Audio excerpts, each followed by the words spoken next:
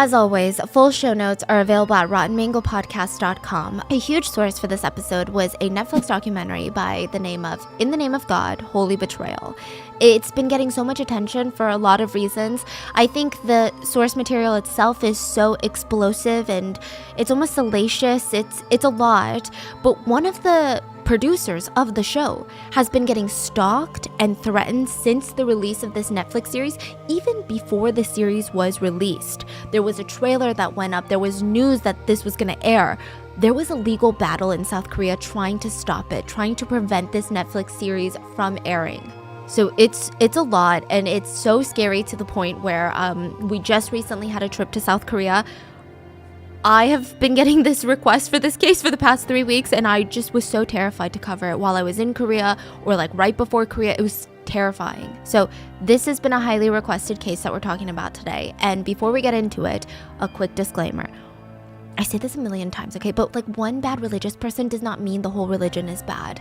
As someone who has an incredibly mild case of religious trauma compared to what we're talking about today, as someone who is not religious at all, I can still acknowledge that I think religion is a beautiful thing when it's practiced the way it's supposed to be. I think religions can bring people together. I think it can bring peace and purpose into communities. So with that being said, this man's actions in no way reflect on the Christian community as a whole, or really any other religion. So with that being said, there was a war waging. There was a war between two different parties, and this is a war that we've never even heard of. It was the war of Exodus and all the female victims of the JMS church. JMS standing for Jesus Morning Star Church. And then you had the JMS church. So you had these two parties that were just at war. So on one hand, on the Exodus side, you have countless victim testimonies. There were literal audio clips, audio recordings the victim had taken while she was being assaulted, where the pastor is saying disgusting, humiliating things to her, asking her questions about her sex. Like, they've got mountains and mountains of evidence. They have police reports of kidnappings that had taken place. They have police reports of assaults and just so much.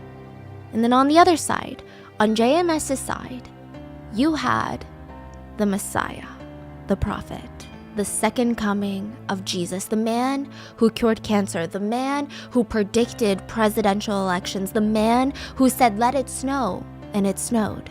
It's a war that's not even just in South Korea. This war went from Taiwan to Hong Kong, mainland China, Malaysia, Australia, New Zealand. It was like a global war, and it seems like it's still raging on to this day. So who is the Messiah? Who is Pastor Jung? Who is the center of JMS Church? March 16th, 1945. Objectively was not a good day, okay? World War II is still raging. The Allied powers bombed this historic town in Germany, and I think like 5,000 people were killed. And then in South Korea, Chung Myung-seok was born. I say this with the risk of sounding mean, but literally nobody cared that he was born. Like, babies are born on a daily basis. This one was not particularly special in any way. It's not like he was born and people were celebrating like, oh my God, look at this baby. It's not like he was born and then there were like whispers, oh my God, this baby's gonna be something crazy when he grows up. Like, there was nothing. Literally nobody cared that Jung was born into a poor family in the mountains of South Korea, far from all the big cities, far from Seoul. He was the third son of 7 siblings. So he grew up with 5 brothers and a sister. So back then, it was kind of customary for poorer families in rural areas to have tons of children because children translated to employees.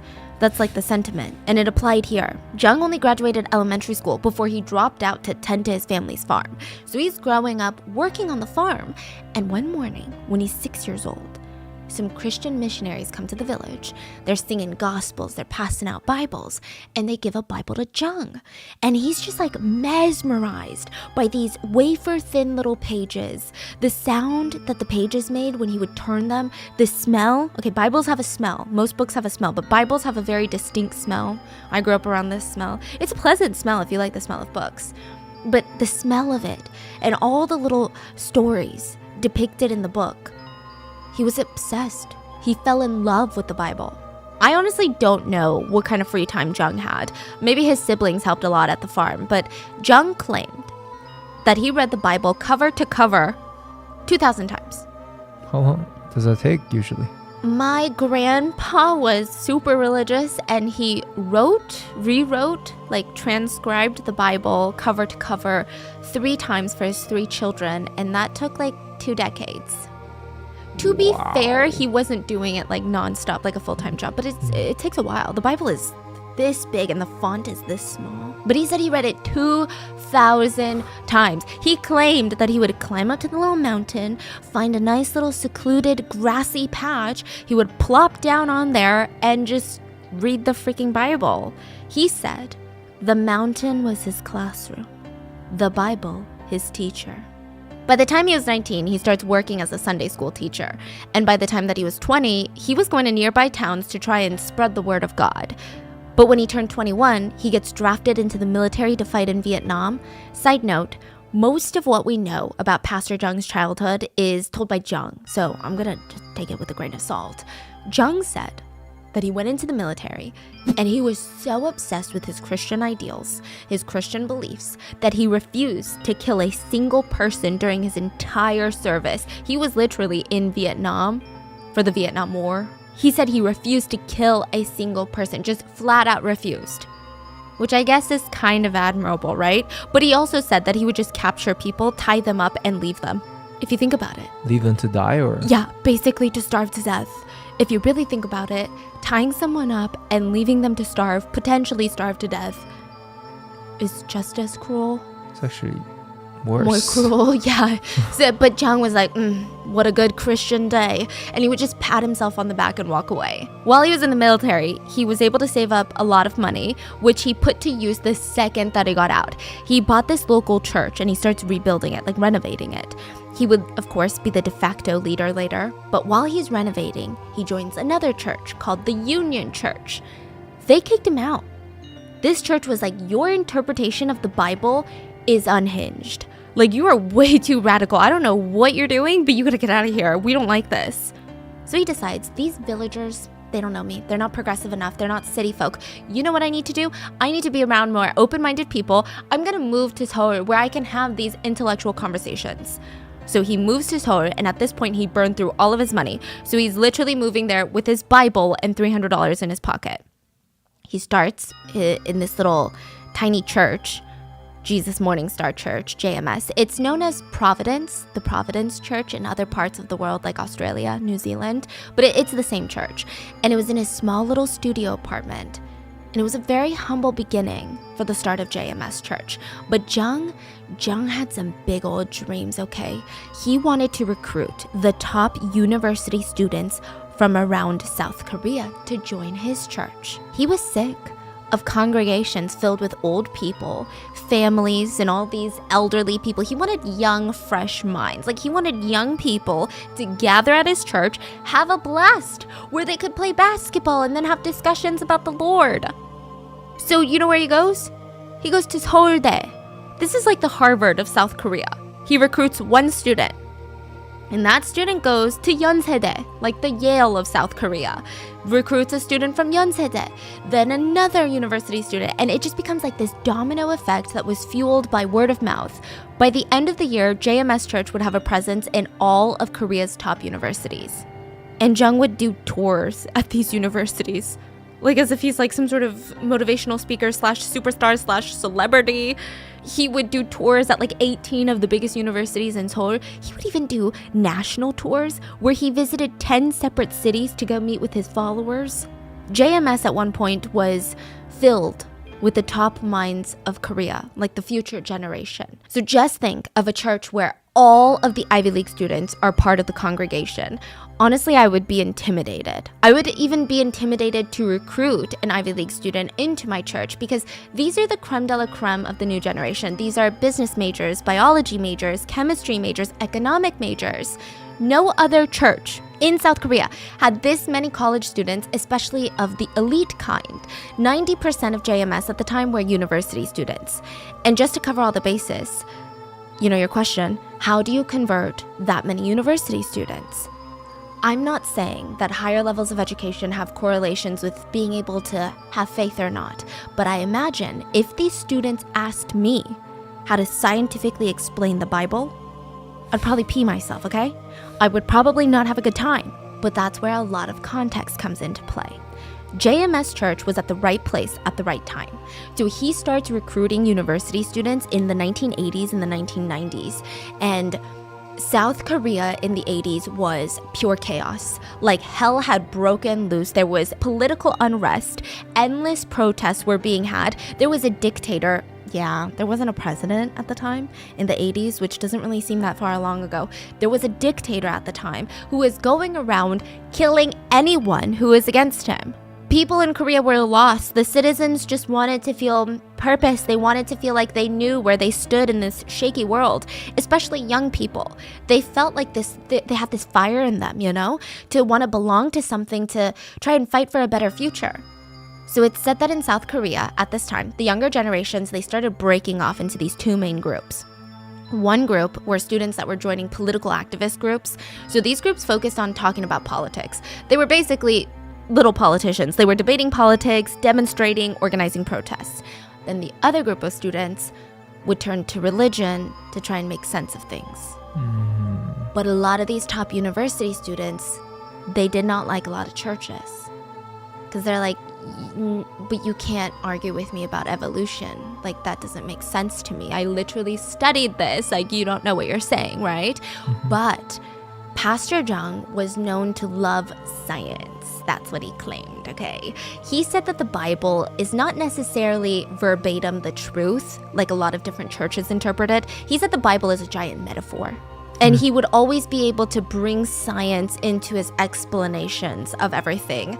And I say, quote, scientific, because I'm sure in the beginning it was a lot more scientific, but slowly over the years it becomes incredibly unhinged and honestly insane, if I'm being honest with you. So for the time being, Pastor Jung, the leader of JMS, was praised by these university students for being logical, rational, scientific, not denying science or evolution. He was known as being very progressive.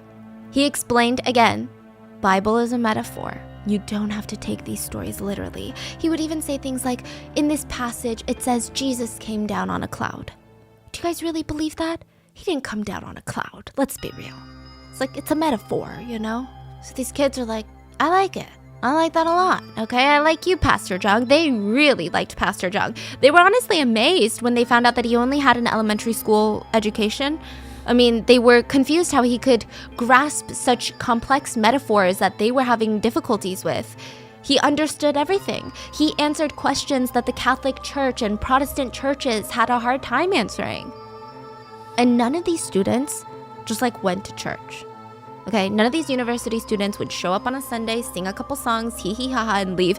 These students were so dedicated to the JMS church. They would participate in all of the church activities. If you guys have never been to a Korean church in the States before, I don't know if other churches do this, but it's very common for the church to turn into a community hub of sorts. I remember growing up, there were these basketball competitions, little church Olympics, talent shows that were held by the church.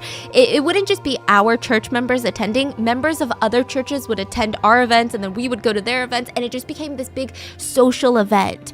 JMS did that, but they took it to a whole new level. It was basically a Coachella, but religious. They would have these massive events and gatherings and parades where everyone from every school, all the top universities were invited to have a weekend playing soccer, volleyball, organized games, organized competitions. Each university would even have their own cheerleaders walk in the parade. It felt more like a college football game than it felt like church. Modesty. Wow, he made it really cool. So, very fun. Even if you weren't religious, you almost wanted to go because you're like, oh, my friends are going.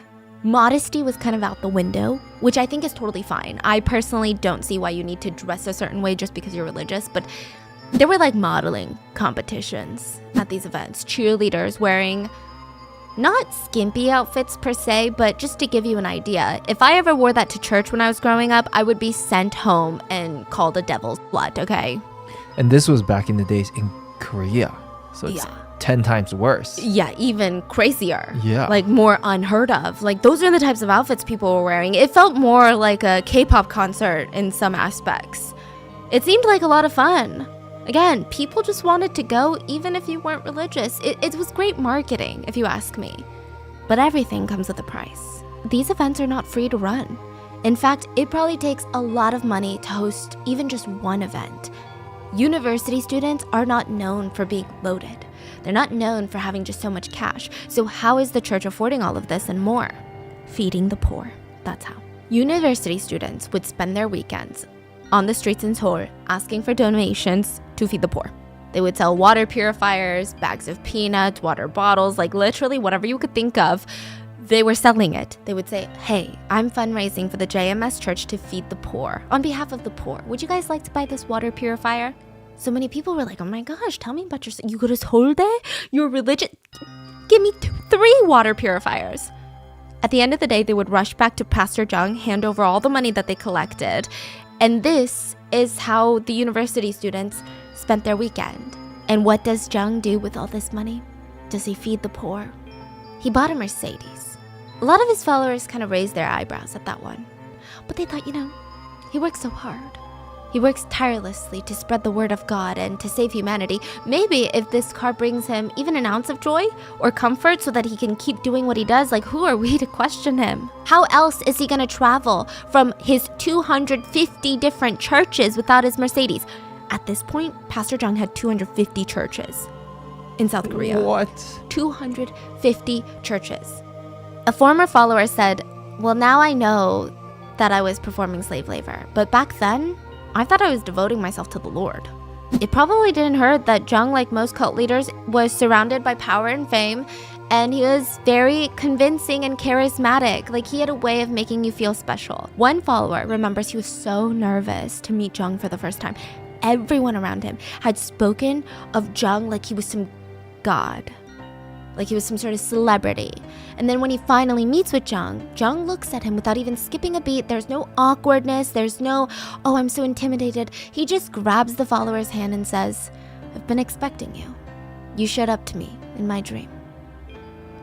And this guy feels like, oh my God, Jung is recognizing me. He sees me. I'm special. I feel saved. So they, the followers, just like Jung, they wanted to save more people. They wanted to save souls. Especially beautiful young women that were over 5 feet 6 inches tall.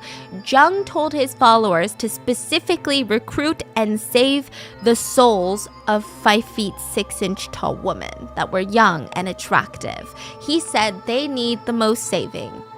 Trust me. How does he say that with so much confidence? Yeah. Side note, there was a victim who said that the way that she was recruited into this cult was bizarre. I do want to mention that South Korea may or may not have a little bit of a cult problem, but maybe it's not that big of a problem because I wasn't approached by a cult this time that I went. But if you are a foreigner visiting South Korea and you see someone come up to you on the street and tell you how pretty you are or how you're glowing or how nice you look or ask you to give them directions, you're being recruited into a cult, most likely. So I would just say, well, there's a new trend of what you should say. Because there's like a whole trend in Korea of like everyone asking, what are you listening to right now? And they say New Jeans Hype Boy. So they say when you're getting recruited into a cult, just say, oh, New Jeans Hype Boy and walk away. It's just messing with a lot of cult leaders, I tell you. So just beware. A woman approaches this victim on the street and is like, oh my God, you're glowing, you're so pretty, right? But this time it wasn't as creepy because the woman, so JMS cult, most of their members are young. Most other cults, they're like ajumas, they're like middle-aged women who are coming up to you on the street like, you're so pretty, you're so pretty. You automatically are kind of like, this is weird. But when this young college girl that's about your age is trying to befriend you on the street and she's like, you're so pretty, you start feeling like, maybe this is my friend. But this girl tells the victim, hey, so how tall are you? That's really random. Honestly, I don't know. I haven't measured myself, like maybe 5'5", like a little under 5'6". Oh, okay, so you're basically 5'6". I guess you could say that. That's so, yeah, sure. And she's like, oh, okay, good. Why don't you follow me? It's just so bizarre. So Jung had this absolute fixation on tall young women, preferably with pale white skin, and he wanted to rape as many of them as possible. As Jung's popularity grew, so did his arrogance and his fascination with these women. He just becomes more and more ballsy. He was always seen surrounded by a swarm of young, beautiful women, which is kind of odd for a church leader. In any other context, if you saw Jung out and about, you would think he's like an old-time trot singer, or like an older actor that has fangirls surrounding him, like not a pastor. Not in a million years would I think that's a church leader. But the indoctrination was already so deep at this point. His followers believed that not only was he right, he was above them, holier than them, knew more than them. They started to suspect that he was the Messiah. Let me tell you why. Well, first, Jung started openly telling everyone that he was the Messiah, but that's not why, okay? He was here, he said, to complete the testament. He was here to fulfill the prophecy. In fact, because he was fulfilling the last prophecy, Jung told his followers that he had a higher status than Jesus Christ himself. And in order to prove this, he did some weird calculations in his head. So he pulled some random dates and numbers from the Bible, and he said, what is 1446 plus 500 years? 1946. Yeah, the 500, or that's the year of Luther's death plus 500 years, which means the new Messiah would be born 1945, 1946, depending on the Lunar New Year. It's just, it's just funny because guess when I was born? 1945, which is kind of strange considering that 2.9 million babies were born in 1945, so I don't know why that made him special. And to top it all off, he was born March 16th, 1945. He argued that his birthday was 316, March 16, and that stood for John 3:16. The verse in the Bible, John 3:16 reads, "For God so loved the world, he gave his one and only son." Therefore, if you are doing the mental cartwheels that Jung was doing, Jung is God's one and only son. Jung is Jesus. I just want to add another disclaimer here, okay? It sounds absolutely unhinged and far-fetched from the outside perspective. Like, it's almost laughable to us, right? How dumb it sounds. It sounds like those little kids that have been dating for the first time, and they're like, you were born on this day, I was born on this day, add it up, get this number divided by pi, and you know what the number 8 is? You know what else is 8? The words, I love you, is 8 letters. Exactly. Like, that's what it sounds like. But you have to remember, no cult starts like this. Like, you don't just walk into the doors of a church and this man is up there like, divided by pi, and I'm 1945. Like, this is not how it starts. This is after months of listening to sermons that make perfect, logical sense in your head. You're surrounded by this infectious energy of people being so positive and welcoming and accepting and so excited about something. You feel like you have this purpose in life and you feel like you're part of something bigger than yourself. This is after months of you hearing about the miracles that he's performed, and you even see bits and pieces of evidence of it. It's not even just rumors. He prayed for snow in front of the whole church. There was no chance of snow that day or even the next day. Even the news weather forecasters never mentioned snow. Well, what do you know? It freaking snowed. Puzzling. But these types of things keep happening. He predicted who the next president of South Korea would be. Not only that, he predicted how each candidate would poll and how they would rank before the rankings were released. He predicted it with 100% accuracy. Then you hear about another situation. You see that guy over there? That guy? And his mom? His mom was diagnosed with terminal cancer. The doctors gave her a few weeks to live. The son begged Pastor Jung to pray for his mother. Pastor Jung went to see the sick mother, touched her and said, "You will live." It's been years. She's still alive. But that's not all. One time, this woman was diagnosed with cancer, okay? She runs up to Pastor Jung, throws herself at his feet, crying, begging, like, you can't let me go. Please, I need to be cancer-free. I've got all these things I need to do in my life before. He said, you are cancer-free. She gets a call from the doctors the next day saying, hey, I'm so sorry. I think we misread your charts. You do not have cancer. You're cancer-free. So the victims are slowly, carefully, methodically indoctrinated that when they get to the point of him calling himself the Messiah, it makes logical sense in their mind. So please, let's just be careful about what we say about the victims in this case. I saw a lot of online discourse about how, oh my God, I would never fall for something like this. Like, how do people actually believe this? I'm a firm believer anyone, like you, him, me, like literally anyone can fall victim to a cult given the right circumstance, right timing, like right place in your life. It's scary. So, side note, if you're wondering how Jung was able to pull off so many miracles, maybe he was the Messiah. I'm not sure about all of them. I don't have the answers to all of them. But, I don't know. Who knows? Maybe Jung spread some of these rumors himself. But remember that woman that got cancer and then she got the call immediately after, the day after, saying that, hey, we misread your charts? I'm sure it didn't hurt that her doctor was also a member of JMS. So whether the whole thing was a little setup to have a miracle happen, where the doctor was like, you have cancer, just kidding. It was all a setup for a miracle. Or if maybe the doctor was like, maybe she won't notice she has cancer if I just lie and say she doesn't have cancer anymore. It's just weird. Also, Jung claimed that he studied medicine in his free time for funsies for the past 40 years. And he said that he was more than well equipped to cure a simple thing like cancer. As for the presidential election predictions, it's unclear to this day how he was able to predict the rankings of every candidate. We don't know if he knew someone on the inside, we don't know. But he was able to. Being the new Messiah, Jung decides to make his hometown, his village in the mountains, is the new Jerusalem, he said. This is going to be the sacred place where people from all over the world are going to come and worship at my feet. He even promoted this place in massive newspapers like the Korea Post, encouraging religious tourism to the mountains.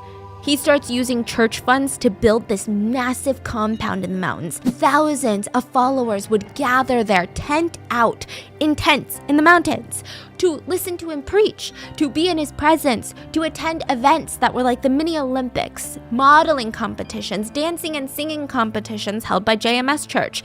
It was a lot. It's like an Olympics, Coachella, Burning Man mashed together with heavy religious overtones. He's a literal celebrity at this point. He had tours, nationwide tours, to go meet with more followers. And I'm serious, like this man took himself so utterly seriously. He would throw flowers into crowds of followers and they would just be like scrambling at the ground to pick up the flowers. People would be holding up signs like, I love you, Jung, everywhere he went. To meet with him one-on-one was nearly impossible. He's constantly surrounded by his young, beautiful entourage. To even see him in person, people were starstruck. They felt honored to be breathing the same air as him. Some followers were even lucky enough to be asked to live on site in one of the compounds. These followers were coincidentally all attractive young women that were over 5 feet 6 inches tall. Their living conditions were deplorable, vaguely reminiscent of sardines shoved into a tin can. They were crammed into this tiny little trailer with no privacy, no personal space, absolutely nothing. But they were told over and over again, you are so lucky to be here. You should be grateful that you can live at such a holy place. Not many can say that. Like, are they there long term or? As long as Jung decides. Some were more long-term than others.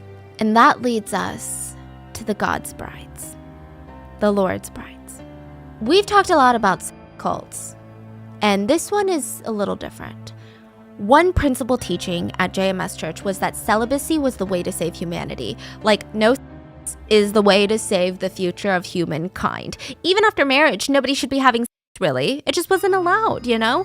One of Jung's most famous interpretations was the story of Adam and Eve. He claimed that the apple that Eve ate was a metaphor for sex, which means Jung was going to save the world from all their sins, all the corruption, by forbidding people from having the original sin. So if you have anyone, you are betraying the Lord. So no babies? He doesn't want babies anymore? He has to allow it. Because there are a lot of babies that are born into this cult. I don't think most people got married once they were in the cult. Typically, it's married couples who joined the cult. That's another sad thing about this is a lot of people gave their lives to this cult for decades, never got married, never started a family because of his teachings. Some married couples would become celibate. Young university students were indoctrinated and now they refused to get married or even date because they didn't want to betray the Lord. I mean, they were just thinking about the effects of all of this. And I don't want to say that's everything, but the fact that these young students refuse to even consider starting families or getting married because they felt this intense fear that they were going to go to hell for it is just really heartbreaking. So nobody's allowed to have sex.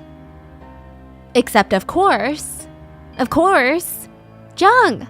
He claimed he was the Messiah. Therefore, he was the pure Adam. And by having sex with women, he was showering women with God's love through his body. His body was a tool. It's not that he wanted to do this. It's not that he wanted to have sex with women, but he did it for the greater purpose of saving the world. He preached that he himself was suffering by doing this. He was suffering. He was exhausted by using his body as a way of giving God's love. And his followers should suffer for him as well. Suffering was noble. Female followers were encouraged to take cold showers and pray multiple times a day. He even instructed everyone to pray in his name instead of Jesus' name. One former follower remembered he had went home one day. His parents are not in the cult, so it's just him, or the church. Sorry, I gotta stop saying cult before they come for me, okay? His parents were not in the church, and he's home one day praying out loud. And at the end, he said, in Jung's name we pray, instead of in Jesus' name we pray. And his mom stopped what she was doing. She froze and said, "What the hell did you just say?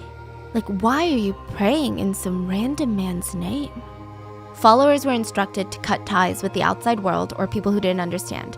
They were encouraged to lie to their families, to their parents. They were told that these non-believers, they can't tell what the truth is. Even if you tell them the truth, they won't believe you. Our truth is higher than them. So things are really amping up, and it's gonna take a really, really dark turn. So the brides. Let's talk about Victim A. Victim A was at a JMS volleyball game that Jung was playing in. Nobody was particularly rooting for one team or another. They were basically just rooting for Jung, okay? It's like a volleyball game. All the girls are on the sidelines like, Pastor Jung. And Victim A is on the sideline like, yay, Pastor Jung. And she's cheering as hard as she can, and she thought she was imagining it at first.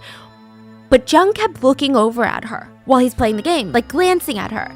And it made her feel uncomfortable, like she thought that was kind of odd. But after the volleyball game, she forgot about it, and since this is in the mountains and she wasn't one of the lucky ones to live there, she was setting up her tent.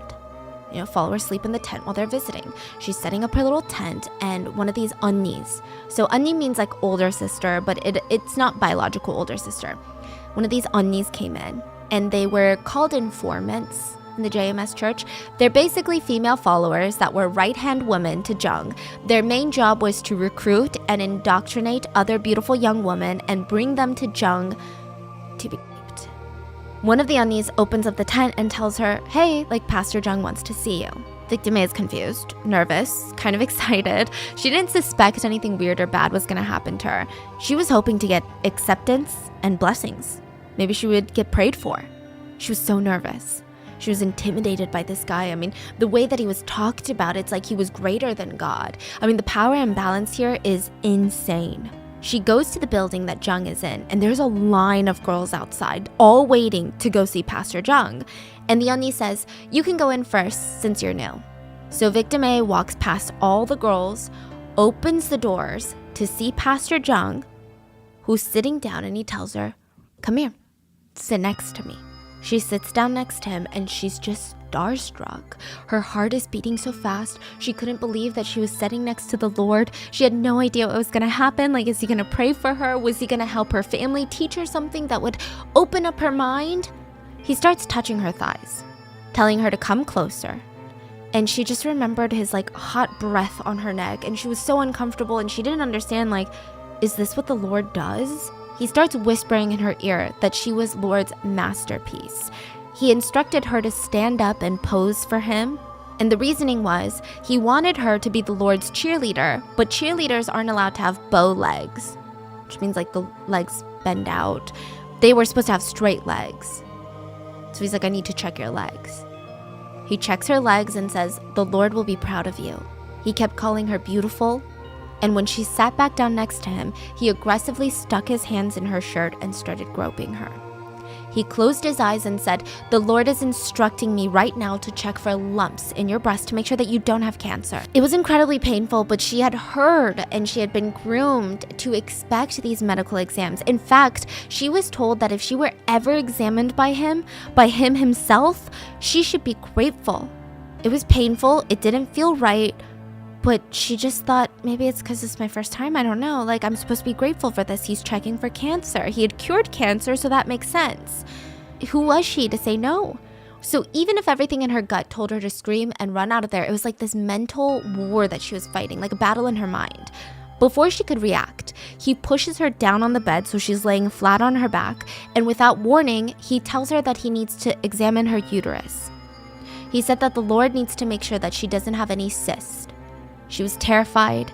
She saw him lick his fingers and announce, "The Lord is examining you." And you can imagine what happened next. Victim A was in a lot of pain. She said that she closed her eyes and looked away, and she kept telling him, "Please, it's painful." Basically telling him to stop, but he responds very casually, "It always hurts the first time." She didn't understand what that meant. I mean, the first time I'm being examined, like, I don't get it. So she looks down. He was full on assaulting her, full on R-wording her. She said that she froze in fear and she was so confused. And then he starts getting aggressive and biting her everywhere. And it was just so violent. He kept telling her while he's doing this that she's God's bride now. Literally, while assaulting her, he also continues to tell her, "You are no longer allowed to look at other men. You are no longer allowed to think about other men because you are God's bride now. If you were ever to marry another man or even think about a man, your private parts would be mutilated. If you ever have children with a man, they will be deformed." Side note, this is something that Jung told all of the brides. They believed it because why wouldn't they? They were terrified and they prayed. They prayed to God that they would never be interested in anyone but the Lord. It was so ingrained in them. One victim even started self-identifying as a lesbian because she was so scared of the prospect of falling in love with a man. A lot of girls said that they struggled. It's nearly impossible for them to want to be with Jung, aka the Lord, so they would pray at night, praying that they would have the tools to love him the way that they were supposed to. They would punish themselves when they didn't feel love for Jung in this sense. Like, it is so heartbreaking hearing that. Like the victim said, they prayed and prayed, but it was just so disgusting, painful, and traumatizing. They thought something was wrong with them. Jung would assault them and make them call him oppa, honey, dear. He told them that they can never think about other men. He would say incredibly unholy, vulgar, disgusting things while he was assaulting them, but then he would claim in the same breath that this was God's love. So the victims, they're just so confused. They felt that they were confused though, because they weren't good enough believers, like they weren't good enough followers. So victim A runs outside after the assault and runs straight into the onion that had brought her here. And victim A is looking at her like, "Please, you need to explain the situation because I'm so confused, I'm so traumatized." But the onion just smiles and congratulates her.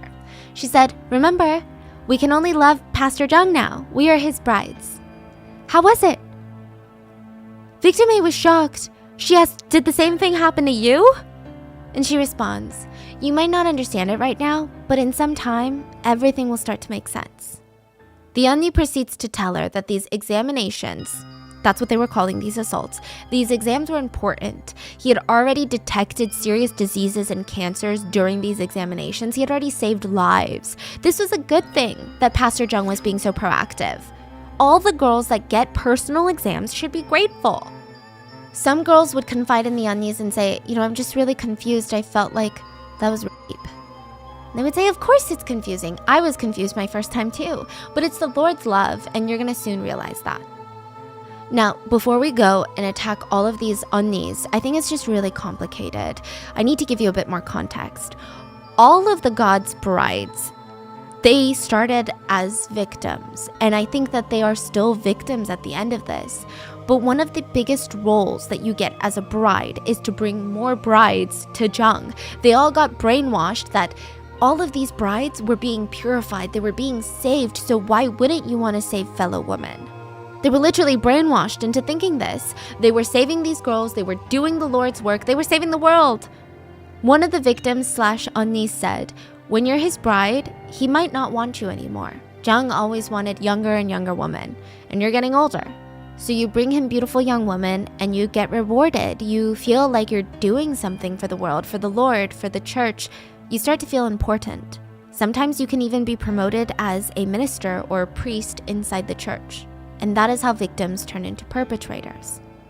So a lot of these onnis would come out later and say that they regretted everything. They said, it's confusing because you're a victim and then later you're a perpetrator. You create another victim and then they become a perpetrator. And it's like this vicious cycle. And when you're inside the cycle, you can't even see it. But when you get out of it, you start questioning yourself like, I don't even know if I was a victim or a perpetrator in all of this. Am I a victim or am I the most evil person ever? All of the girls feel guilty for becoming onnis in a sense. They blame themselves afterwards, but they also blame themselves while it was happening. They thought that all this guilt that they had for being an onni was because they weren't good enough for the role. They felt like they just had more to learn. So again, I think that all these girls were victims.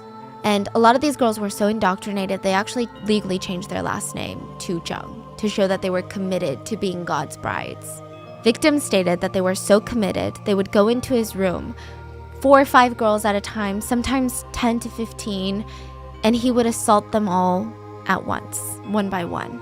One victim said the most she's seen was about 30 women being assaulted at once. They were told in order to enter heaven, because Eve is the original sinner, right? They need to purify themselves from the sins of womankind, basically Eve, and the only way was to let Jung assault them. They didn't say it like that, but they said, make love with the second Messiah. And it's just sick. He would assault women on the basis of the premise that tens of thousands of years ago, allegedly, a woman picked an apple off a tree and ate it, and now every woman needs to be raped. Once they were assaulted, they were considered property of the second Messiah. They were told that if they ever betrayed him by even looking at another man, they would fall to the greatest depths of hell forever and their souls would rot. Sometimes the girls would be instructed to help wash him in the shower, and he would force his entire bed to be filled with women at night. In the middle of the night, he would just wake up and pull girls on top of him to assault. It said that sometimes he assaulted 50 women in one day. Okay, so he would assault them, but he wouldn't release, if that makes sense. And it was clear that this whole thing was just about power and abuse. That's all it ever was. The victim said it was more like he was marking his territory. He would be assaulting you, claiming you as his, and then move on. Sometimes brides weren't even picked to be purified by Jung. They were just told their life purpose, their godly duty, was to bring Jung a fresh supply of women, and they would be rewarded if they did. And a lot of this was hidden in plain sight. So those like soccer games and events and festivals they would have? Well, Jung would score, this is another thing about the soccer games. Jung would score 60 to 120 goals in one soccer game. The world record held by one professional soccer player is 13 goals in one game. So is this guy Messi reincarnated or what? No. One game would go on for 5 to 6 hours and everyone would just let him score. His opponents, people would literally see the goalie jumping, pretending to block the ball, but they would fall on the opposite way of where the ball was going. They were just letting him win. So for 5 to 6 hours, there were cheerleaders on the sidelines just cheering him on, screaming his name, bringing him water, wiping off his sweat. And in the end, an onni or two would go around, pick some cheerleaders, tell them to go to the bathroom and wait for Jung because he was almost done. They would wait in the showers where they would be forced to wash him and they would be assaulted by him. Side note, what happens if a victim falls pregnant? One victim said that she straight up asked Jung that she was worried, and she said, what happens if we're engaging in activities and I fall pregnant with the Lord? He flat out told her that she would need an abortion. She said it was jarring.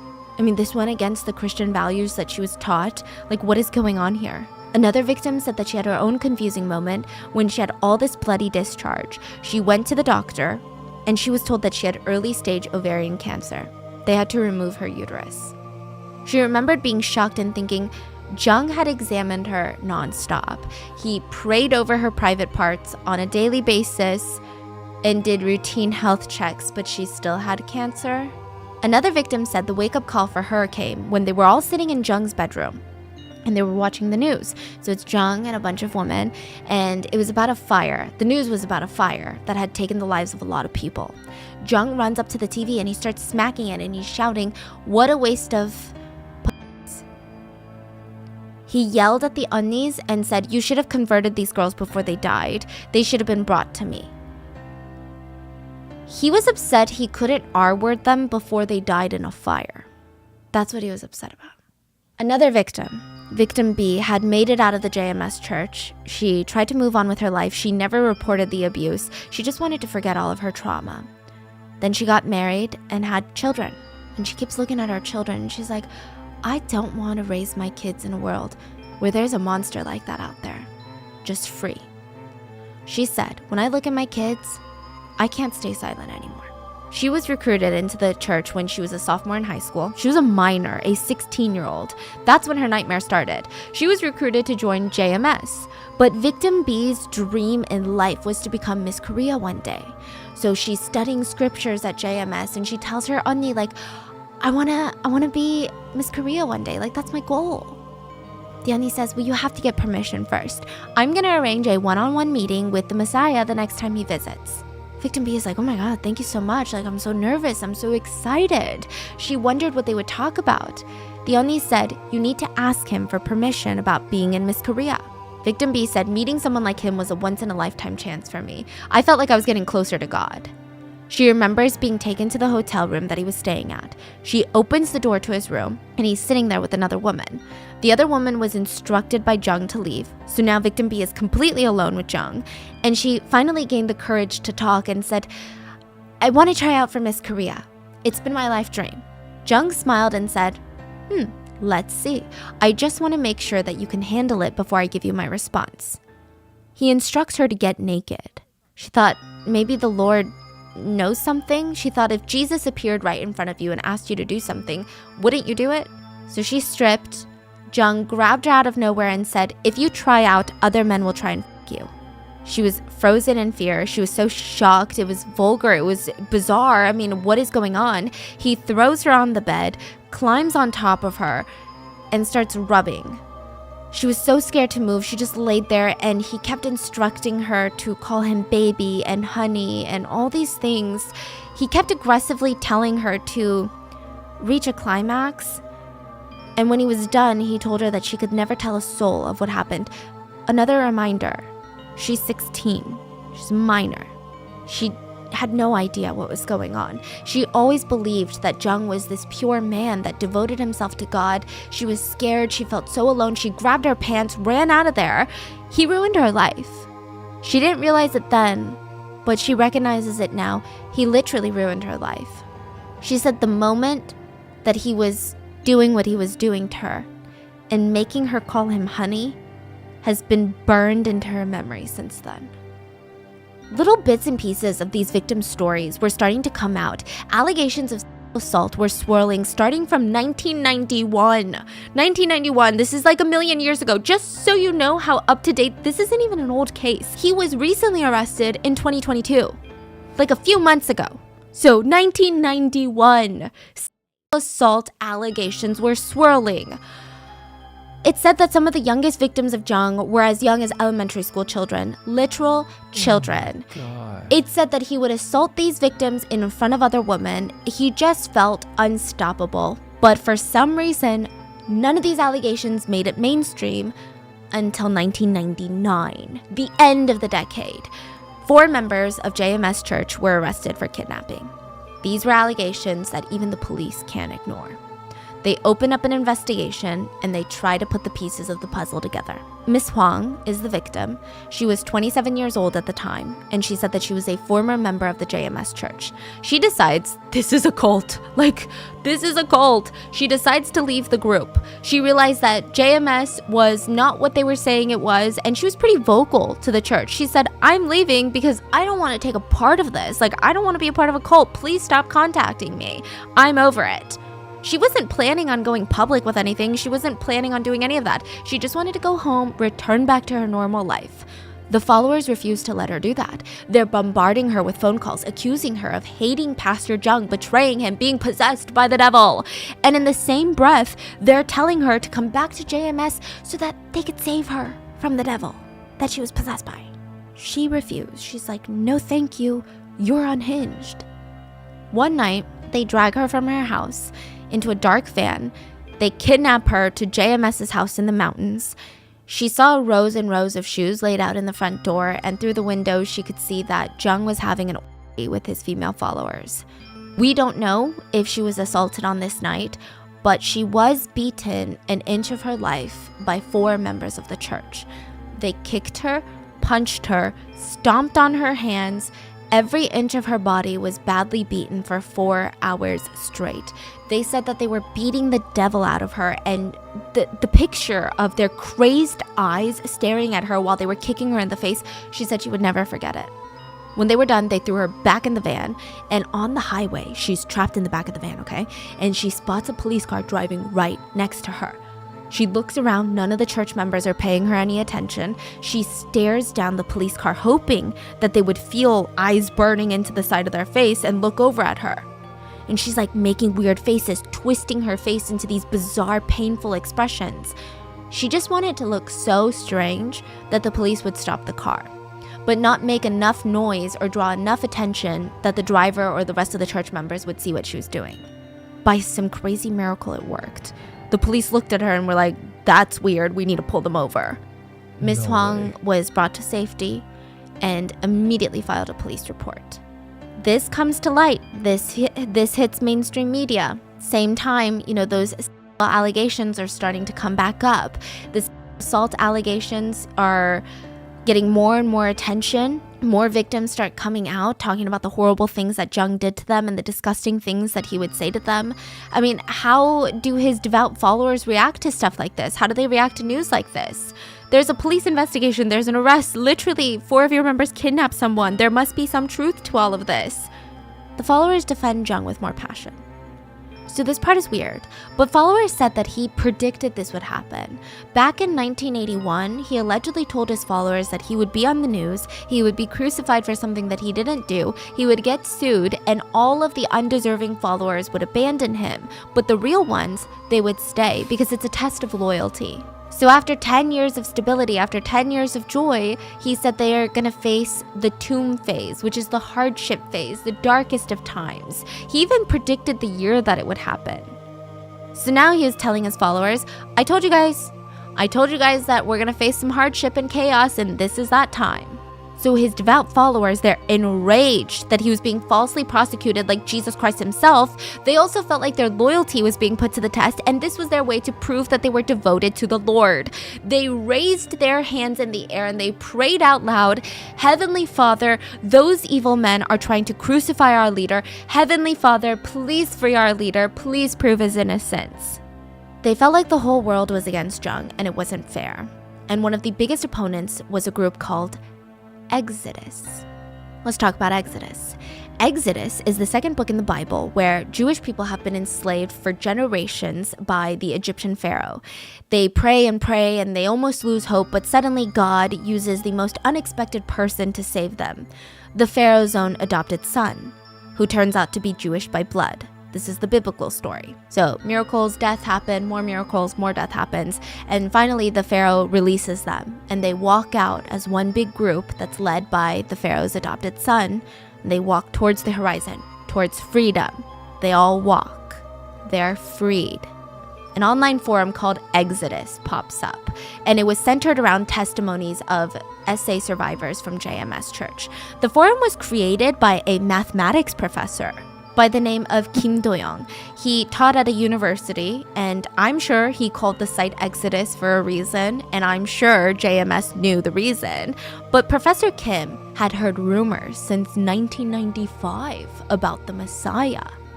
He even attended JMS Church once to see what it was all about, and he was so shocked.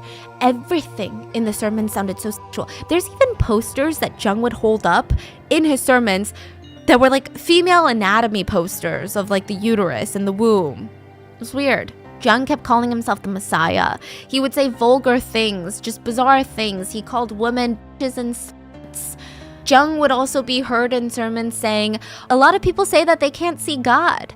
They're looking for God and they can't see him. Well, here's what I say. Stop looking for him. Look for me. I'm right here. I'm God. You don't know who I am? I'm the Messiah. Professor Kim was shocked. He said Jung was cocky, vulgar, overly sexual. He was stunned. He realized that this was far from a religious group. It was just weird. But he would look around and everyone is like, amen, amen. Okay, what's going on? Jung would say things like, don't read the Bible. I know more than the Bible. Ask me, I'll tell you how it was. At first, Professor Kim did not know what to do with this information that he just gained from this sermon. He goes home and he's like, well, who am I to judge these religious people? He stops thinking about it, but his girlfriend was working on a paper on contemporary religion, and she told him about how she had come across all of these allegations, these suppressed stories of SA allegations from JMS church members. Professor Kim was so disgusted, he started Exodus to give the victims a place to unite and heal, and ultimately to take down JMS, which they would. But at an insane cost. Professor Kim's dad was almost murdered, and Exodus members were attacked. It gets really crazy. So the website goes from being a casual meeting place amongst victims to this strong activist movement that would be crucial in JMS. Professor Kim said that he had never felt so much rage in his life. All he knew was that Jung needed to be taken down. He recalls when he was much younger and much more volatile that this was the only time in his life where he had thought about killing someone. He wanted to kill Jung. He hoped that members of JMS would see the truth, but they didn't. All they saw was the devil. They thought Professor Kim was the devil reincarnated, trying to take down Jung. They all got into some heated arguments. Professor Kim would call, okay, this is a little weird. He would call JMS HQ, headquarters, and he'd be like, let me just speak to the fucking asshole. And they'd be like, how dare you call our Messiah an asshole? Listen, you might think that he's Jesus reincarnated, but he's nothing but a horny dog in heat to me, so put the fucker on the phone. The followers were shocked. They were like, wow, he truly is the devil. Okay. And there was a fire being lit under Jung's ass, and he's starting to feel the heat with Exodus, with these allegations, with the kidnapping arrests. And then in 2002, SBS, one of the biggest broadcasting news networks in South Korea, they have a show called The Unanswered Questions, which we've mentioned before in a couple of different cases. They dedicated an entire episode on JMS. They insinuated that JMS was a cult. They exposed Jung for going around calling himself the Messiah, about how he used his position of power to sexually assault female followers. Allegedly, over 100 victims were contacted for information in the making of the series. When the broadcast aired, over 10,000 followers of JMS gathered to protest. They believed media was run by the devil. The devil was out for Jung, the Messiah. He was being falsely prosecuted. One follower even confessed at the time that he contemplated getting a hot air balloon, putting explosives in his backpack, and flying straight into the SBS building to blow himself up and the SBS headquarters up. That's how serious they were. He said the only thing in his mind at the time was to stop the devil. Right after this broadcast, Jung was sued by victims, and he fled the country, okay? He told his followers that he was going to go on a mission trip to convert and save more souls around the world and spread his blessings, but he was literally just a fugitive, okay? He went to Hong Kong, and from there, he traveled around from Malaysia, Taiwan, mainland China, New Zealand. He said that he was spreading the news, spreading the blessings, but he was just going around indoctrinating and raping more women to the point where it almost became a diplomatic issue for South Korea, that this South Korean church leader was going around creating a trail of victims in all these other Asian countries. But even that wasn't enough. Jung would fly female followers out from South Korea to rape them wherever he was. Then he would ship them back to Korea when he was done with them. And he still had a tight grip on his Korean followers. He would send them videos of his sermons that they were told to study and worship. He kept in close contact with everyone. He would send them gifts and letters, and he would demand letters in return. He would even provide phone counseling sessions while he was overseas to his Korean congregates. And while he's on this world tour, basically, his following only grew, and so did the extent of his damage. And side note, this guy has some freaking nerve, okay? Because his followers are taking out loans, remortgaging their homes, selling all their belongings in an attempt to make sure that he would be okay if anything were to happen to him. They're still out there raising money. Meanwhile, this guy is living in mansions, throwing parties. He would rent out an entire resort to throw parties with young, beautiful, tall women. He would fly out girls willy-nilly from South Korea just so he could assault them. 2 victims shared their story with Netflix. They're sisters. They were both flown out to see Jung in Hong Kong. They were recent recruits, so people were still recruiting more girls into JMS, even when Jung had fled the country. They said SBS is a liar, they're the devil, all of these people, they're jealous, they just want to see him come down. He's too good for this world. The sisters believed it. They had heard stories of him being this devoted miracle worker. They had no doubt that a holy man like him could never do the things that he was accused of doing. They were encouraged to write letters to show their support to Jung. They believed in his innocence wholeheartedly. Until it happened to them. The 2 sisters arrived in Hong Kong. They were rushed into his room in the middle of the night. He was laying in bed when they walked in. So this is the first time that they're meeting him. They joined after he fled. And the unnies that brought them in told him, give him a massage. The Lord is tired from, saving the world one soul at a time. And they locked the 2 sisters into his bedroom. The sisters were honored. They give him a massage, and he instructed them to sleep on either side of him, so he's sleeping in between the sisters. They kind of thought it was weird and it was strange, but they didn't feel like they were in a position to say no. Sister number 1 fell asleep rather quickly, but sister number 2, she wasn't able to fall asleep. In the middle of the night, Jung thought both sisters were asleep. He leaned over sister 1 and starts taking her clothes off and assaulting her. He kept whispering her to be quiet and not wake up her sister, who was awake but too scared to do anything. And he whispered that this is the Lord's will and her soul will be damned if she doesn't let him do this. After it happened, sister number 1 snuck out of the room and ran into the room next to Jung's bedroom, which is where all the unnies were. These are the ones that she trusted, the unnies that had brought her here. And she's trying to shake them awake, and she's like, please, you have to help me, like he just raped me. All the lies, they're not lies, please wake up. She's shaking them, and these unnies are pretending to be comatose. They're basically just staying asleep. They're choosing to ignore what happened to her. It's clear that they're in on it too. The 2 sisters talk about what happened, and they realize that they were in danger. If it seemed like they were going to go back home to South Korea and start trouble for JMS or say that he R-worded them, they didn't know what was going to happen to them. So the rest of their Hong Kong trip, they had to act like they were enjoying their time while probably being assaulted further.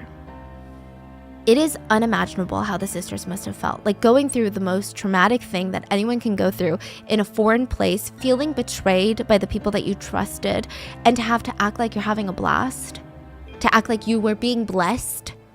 When they were flown back to South Korea, they immediately reached out to Exodus. Professor Kim was disgusted. He said Jung is not a human being.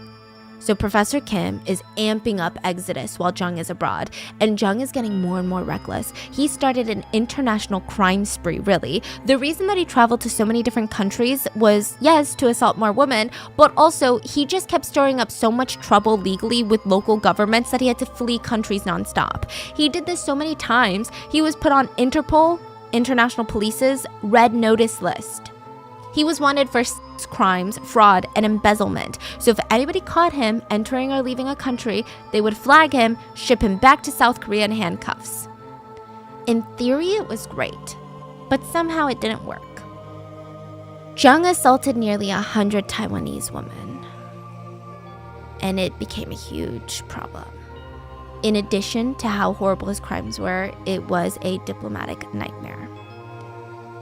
He had been recruiting Taiwanese followers from universities, and once news came out that he had assaulted so many Taiwanese women, Taiwan was absolutely insulted. When it got bad, he flew to Hong Kong, somehow escaping Interpol. It was in Hong Kong that he ran out of pages in his passport. This is not a metaphor. Like, literally, he ran out of pages in his passport, which typically, it's a normal procedure. You go to the consulate and say, hey, I ran out of pages in my passport. Can I get more pages in my passport? And they'll give it to you. But Jung was paranoid. He's on Interpol's red notice list. So he decided the only way to get pages in his passport was to bribe the consulate officials. He comes in with a massive giant crystal worth probably tens of thousands of dollars. An expensive bribe. And it was dumb because nobody at the consulate knew who the fork this guy was in Hong Kong. But he just walked in with a massive shiny spotlight on top of his head in the form of a giant crystal. So they're like, if this guy is trying to bribe us with tens of thousands of dollars, we should probably do a background check on him. Seriously? Yeah, so they look into the system. Instead of giving him more pages, they find out that he's wanted. He's arrested on the spot, and the plan was for him to be extradited back to South Korea immediately. But he escapes out the consulate door, and he's free once more. So it's like, okay, Exodus feels like we gotta do something. These international police, they don't care. We gotta do something. So June 2003, Exodus receives reports from their informants that Jung was in Hong Kong. They know this because female followers from South Korea are being flown to Hong Kong to meet with him. Professor Kim tried taking this information to the Hong Kong authorities thinking, of course they're gonna wanna get Jung. He's on the red notice list already. But the authorities are like, it's not that interesting. It's fine. Thankfully, Exodus had members who were part of the police force, so they had some investigative abilities. They put together their own rogue mission, and they flew to Hong Kong, waited until the female followers landed in Hong Kong, and literally stalked them, because they led them right to Jung. Yeah, they're like bounty hunters, except they weren't getting paid.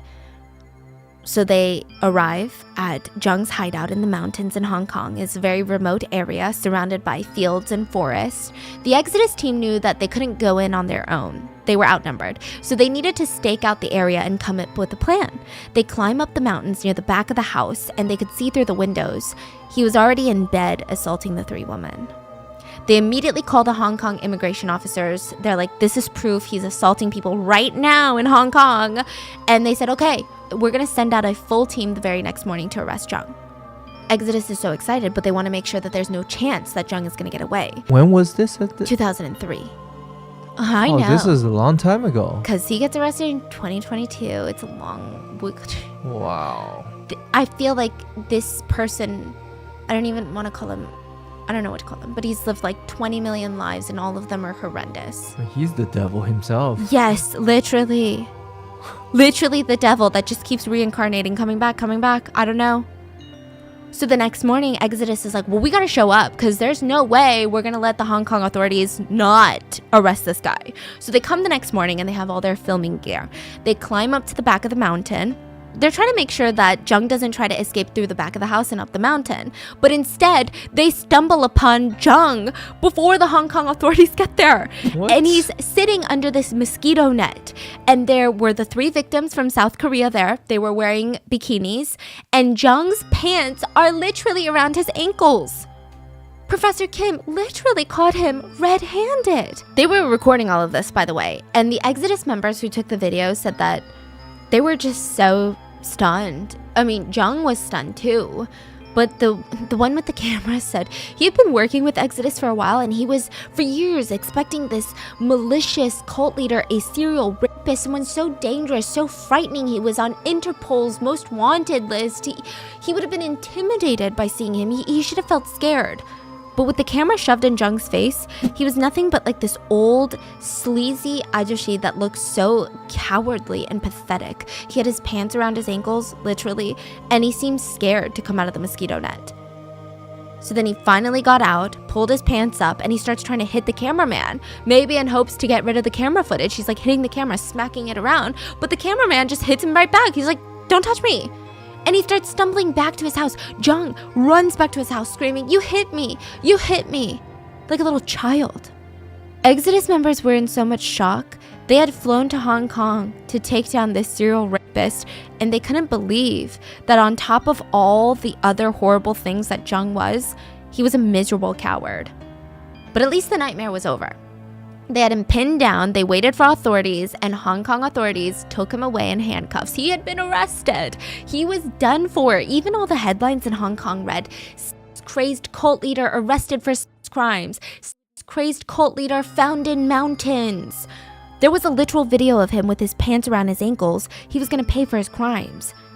Jung hired a high-profile lawyer, paid $100,000 for bail, and was released. He instantly fled to mainland China illegally without a passport. He kept in touch with JMS supporters, sending them videos trying to do damage control because, objectively speaking, the video that Exodus took of him was pretty incriminating. He said that he would never assault female followers. Meanwhile, he was caught on camera quite literally with his pants around his ankles. The JMS community was enraged, but not for the reasons that you think. They were disgusted at Exodus and the fact that Hong Kong had the audacity to arrest their Messiah. This was the modern-day Jesus getting arrested by the Romans. And Jung incited violence from his followers. He egged them on. He sent them videos basically waging a war against Exodus. He said in a video, which, side note, these videos get weird. He starts developing a bit of an obsession with white tuxedos. He already liked white tuxedos, but he really becomes obsessed with white, very crazy, elaborate tuxedos. I guess he's trying to look heavenly and majestic. But he said, I was betrayed. Disloyal, evil people cannot exist. Jesus said that to me himself. There is no war without casualties, and some killings are absolutely necessary. That is what the Lord has told me. JMS members were out for blood now. JMS starts hunting down members of Exodus, following them, threatening them, terrorizing them. They were able to find them because, well, I'll get into that in a second. But their first target was the Exodus law student that had flown to Hong Kong to arrest Jung. He came home to his apartment building one day, and it's just like this small little entrance. Like, think of your Asian apartment buildings. There's no receptionist desk. There's no front lobby. It's just a door and a motion sensor light and then stairs, and you go to your unit. The front motion sensor light wasn't on that night. That's weird, but maybe it's broken. He starts walking up the steps, and there should be another motion sensor light that turns on, but it doesn't turn on either. He's cloaked in darkness, and that's when he sees a group of people descend down the stairs and attack him with a steel pipe. They're holding like a shiny steel pipe. He thankfully had his law textbook, and he used it to shield his face. He and the attackers tumble down the staircase. He runs out onto the street where there's street lights, CCTV cameras, and the followers, they get scared and they run off. He survived. The injuries weren't that bad, but this was just a practice round for JMS. It wasn't the law student they were after. It was Professor Kim. Professor Kim was pretty careful once he realized how serious JMS was. They're willing to go to the ends of the earth to defend a rapist. He took necessary precautions. He stopped visiting friends, family. He was worried that they would be targeted for their association with him. He remembered emotionally telling his parents, I can't see you guys for a while. You have to be careful. He would constantly call them, nagging them. One evening, Professor Kim was on the phone with his dad. His dad is driving home, and his dad starts screaming frantically on the phone. He's screaming, What are you doing? What the hell are you doing? Professor Kim is screaming, asking, what's going on? Dad, what's going on? There's no response. So he hangs up and he keeps trying to call back. No response. Turns out, Professor Kim's father had pulled up to the house. There were men waiting for his car with steel pipes and metal baseball bats. They blocked him from driving forward and reversing. They jumped on top of his car and started smashing the window. Professor Kim's dad opened up his side of the window, just a tiny crack, to tell them that he was going to start driving, like they need to leave, otherwise they're going to get injured. He's going to drive. They didn't care. They came up to the window, forced their steel pipe in through the tiny little crack, and started bashing Professor Kim's father in the face with the steel pipe. He didn't know how long it lasted. 5 minutes? We don't know. He fell unconscious. The men fled. He was found by his other son. And the image of Professor Kim's father would be burned inside of his memory forever. He said that his dad had a hole in his face the size of a baseball. He was lucky to be alive. He was permanently disfigured from this attack. They broke almost all of his facial bones. His mouth would forever be twisted to one side, and one of his eyes would never close again. When he was first brought to the hospital, they were shocked that he was even alive because of that hole in his face. Professor Kim's brother was so traumatized. The doctor said that all the veins on the left side of Professor Kim's father's face had been completely severed. And after all of this pain, after all of this trauma, Professor Kim's dad said that he was happy. He said, had it not been me, It would have been you, son. I'm happy it happened to me instead. And I thank God every day that I was attacked instead of you. Professor Kim said that he felt so much hatred and guilt. He questioned himself for why he even went after JMS, how this could happen to his dad. He thought to himself, how can someone do this? Even gangs in South Korea know not to mess with someone's parents, gangsters. It was later revealed that there were prosecutors that were in the JMS cult who were able to pull information on all the Exodus numbers, where they lived, who their family members were, where their family members lived, their license plate numbers, everything. The police even discovered that the JMS cult members had found a way into Professor Kim's parents' house and bugged it. Planted listening devices. Every inch of that house was bugged. They were listening to Professor Kim's parents for God knows how long. It was utterly terrifying. Professor Kim was shocked. He realized he was dealing with something that was far more dangerous than what he thought. And while it might seem like JMS won the battle, they might lose the war. And sometimes it unravels from the inside. Let's talk about Hong Kong X-Files. This is the story in the beginning of this episode. JMS had a full-blown photography unit. There were photographers that would recruit young female followers to send pictures to Jung while he was overseas, basically nudes. Jung would then grade these pictures and send reports back to South Korea. So he would get hundreds of photos of women in dresses, in various stages of undress, and he would grade them and send the report back to Korea, and the Onies would be like, you gotta be.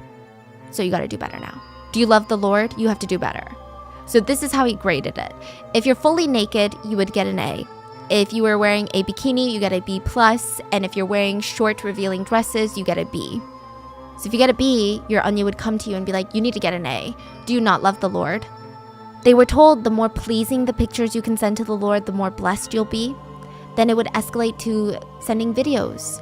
They would be encouraged to be nude with one another, do things to themselves, and say things like, my Lord, you call him husband, oppa, dear, honey. They were told that they were helping the Lord with his loneliness while he fought and struggled to save the world. And even if you felt uncomfortable, the pressure was too high to even say no. Most of the girls in the pictures had never even met Jung in person. He would buy lingerie for the followers and have them send pictures of themselves wearing it. And if he found a girl that he liked through the pictures of the videos, he would fly them out to wherever he was so that he could assault them. He would compliment them on the phone. He'd say, oh, you look so pretty. He would encourage them to send more explicit videos and photos. He would even tell the girls, you see, my sweet girl, when a man gifts you lingerie, you basically owe him your body. There was a recorded conversation where the victim is shook by that, and she says, what? He said, it means he loves you very, very much. Don't tell anyone. Since I bought you the lingerie, we're already lovers. You can come see me if you want. What would you do once you finally come here and get to meet me? 너는 저는 보고 싶지? 네? 너도 보고 싶지, 그지? 그럼요. 남자가 소홀해질 때나 아니면 그자 소홀해질 때 보면 다한테 공평하게 똑같이 생각하면서 해주는 거예요. 소홀 살 때, 텐트 살 때는 벌써 여유 있는 여자는 아니네. Isn't he very old right Yeah. now? Yeah. At this point, in his like 50s, soon to be 60s. And these are girls that are like 19. The girl would say, I would like to meet you and say hi. What else would you like to do? I would like to listen to your sermons. There's no time for sermons. Hurry up and come.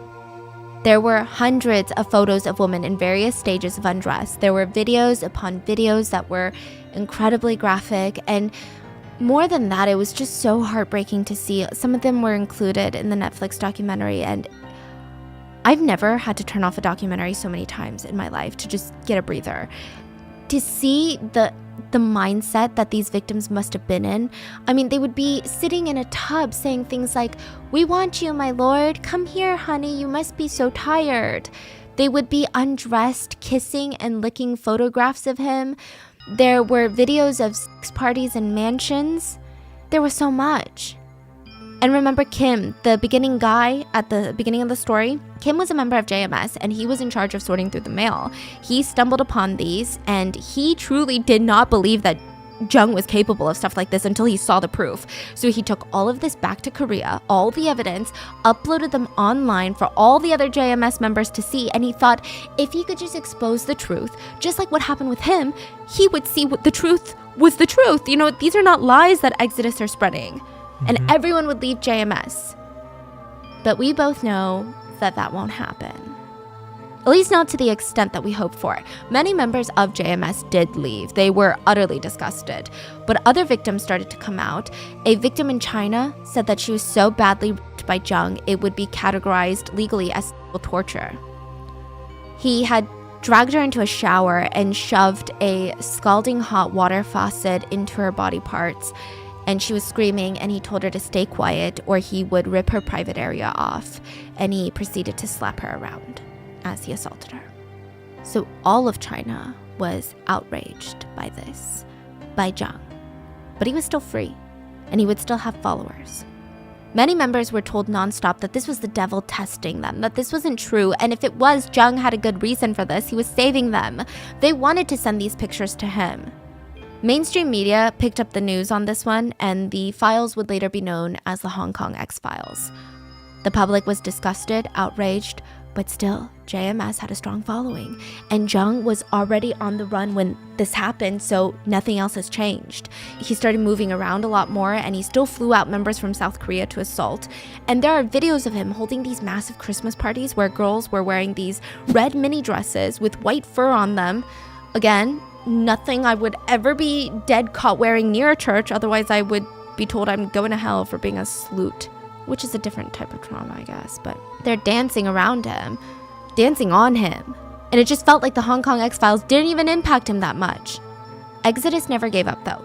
Things were silent for about a year until one morning in 2007, the Ministry of State Security of China reached out to Exodus. This is like the CIA of China. They called Exodus and said they believed that they could lure Jung out. They were hosting a culture exchange event between China and South Korea in China, and they believed that Jung would show up. They were right. He showed up. They weren't able to apprehend him at that moment. They failed, but they tried again, and this time they successfully arrested Jung in China. And almost instantly after this arrest, Jung's facade of being the Messiah, the leader, the savior, the God, it all came crumbling down. He instantly started acting insane to garner sympathy from Chinese officials. He starts acting similar to like a little ajashi who's nervous. He was moaning and covering his mouth and touching his face frantically like he's losing his mind, which is not what the Messiah would do. Speaking of, Jung was like, "You think I'm the Messiah? You think I'm Jesus? That's insane. I'm just a little pastor of a church." He would scream, "You have it all wrong. I'm just the leader of one church. I didn't touch anyone. I'm not the Jesus. I'm not Messiah. I'm just a pastor." He would slap himself and make weird noises throughout the interrogation. In another interrogation, he got down on his knees and crawled towards the prosecutor, rubbing his palms together, begging him, "Please, sir, forgive me. This is all a mistake." It was shocking for the public. This powerful cult leader who had spent decades torturing women was on his hands and knees. And the church still stood by him. Many of them sold their homes to pay for his attorney bills during this legal battle. But this time, he wasn't fleeing. So he was extradited from China to South Korea to stand for his crimes. And JMS, again, never left his side. They're raising money. They're raising so much money trying to silence victims. They're thinking, hey, no victims to testify at a trial? No crime. One victim said, "They came to me and offered me $500,000. I rejected. They came back with $1 million. I rejected. They came back with an empty check and told me whatever I wanted, I could write down and have. And I rejected." When money didn't work, JMS started threatening victims, threatening to kill their families. Only one victim that was scheduled to testify during the trial backed down, and the rest refused. They all testified, and even in court, they were being threatened. So you know how in trials, you can have people come and sit and visit and see the proceedings?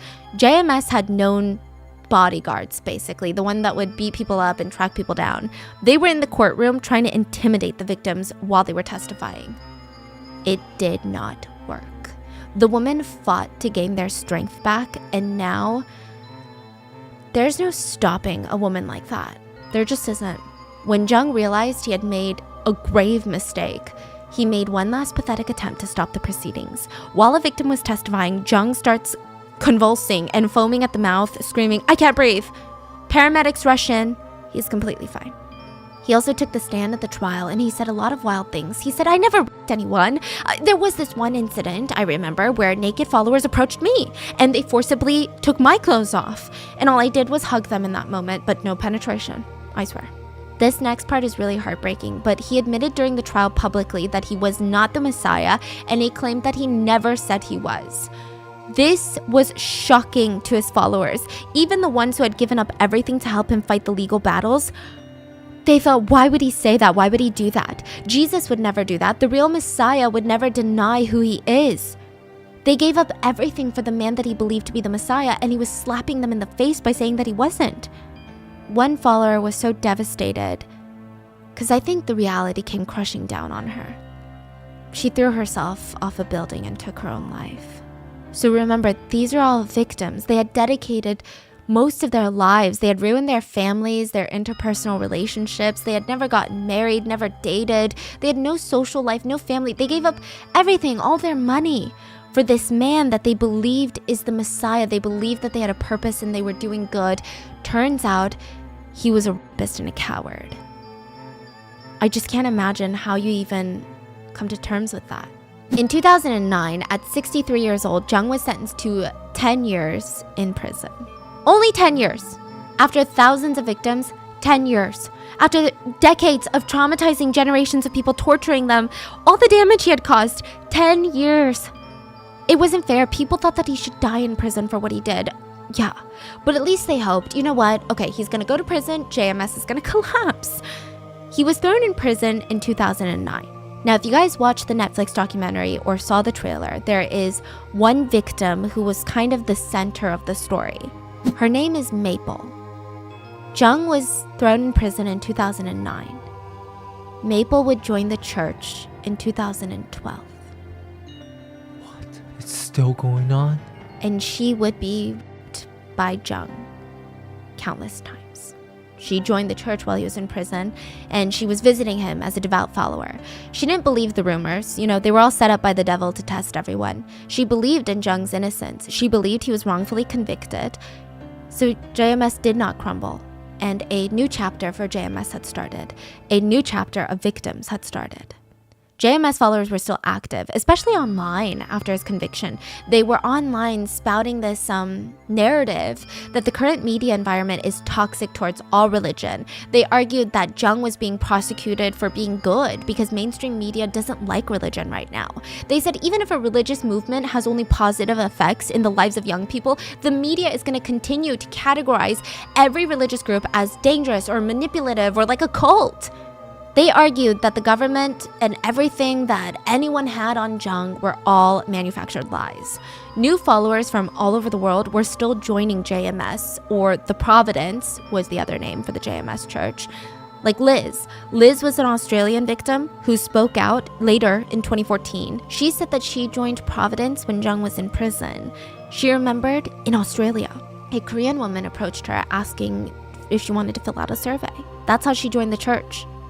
By the end of the year, she moved into a house filled with other church members, and she just remembered how everyone was talking about how Jung was falsely convicted, and she believed it. She was given a double picture frame. One side had a picture of Jesus, and the other side a picture of Jung, and she was instructed to pray to both of them, Jesus and Jung. And she had the honor of becoming an evergreen. This is the titles the girls were given in the Providence section, and they were told that this is the greatest honor. You're basically God's bride now. You can never get married. You can never look at another man. You are for God. Liz was encouraged and told that she needed to send Jung letters while he was in prison, and a lot of them became very quickly intimate. She ended up sending pictures of herself in bikinis. She recalled Jung would write back to her saying things like, "Women are more beautiful when they're naked." He told her that her pale white skin aroused him. So Liz was eventually asked to fly to South Korea and visit Jung while he was in prison, and she did. I know what you're thinking. Liz visited a convicted serial rapist and molester in prison. But two things to remember, because I see a lot of people victim blaming with this case. Liz is a victim. She was indoctrinated, taken advantage of, Groups like this, they can spot a weakness from a mile away and they're gonna use it to their advantage to convince you that what you're doing is right for you, the family, the world. And the second thing is, why the f is prison letting him have young female visitors to begin with?